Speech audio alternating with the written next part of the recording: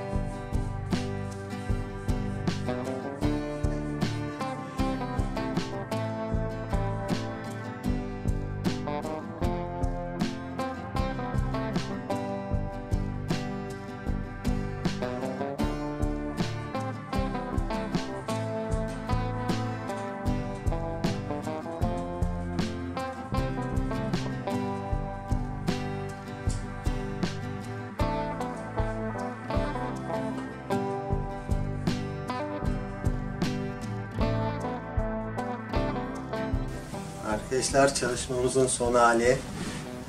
İsterseniz içindeki plastik şişeyi çıkarabilirsiniz. Ya da bu şekilde de kullanabilirsiniz. Altına delik açabilirsiniz. Ben içindeki plastik şişeyi çıkarmadım. Bu şekilde dursun istedim. Şöyle küçük bir saksı içine koyaraktan bu şekilde de kullanılabilir. Çuval şeklinde bir çalışma yaptığımızdan mesela mutfakta patates falan koyarak kullanılabilir. Patates, soğan öyle de güzel değerlendirilebilir. Kilosunu da tarttım. 3,7 kilogram geldi. Oldukça hafif. Kuruması biraz zaman alabiliyor. Çünkü içindeki köpükler epey su tutabiliyor. Yaklaşık bir haftadır kuruyor. Daha da hafifleyebilir kurudukça. Köpük değil de çimento kum karışımıyla yapsaydım en az bu hacimdeki bir çalışma en az 8 kilo gelirdi diye tahmin ediyorum. Yani şimdiki ağırlığının 2 katından fazla olurdu kesinlikle. Videoyu beğendiyseniz videoya like atmayı unutmayın. Bir başka çalışmada görüşürüz arkadaşlar. Hoşça kalın.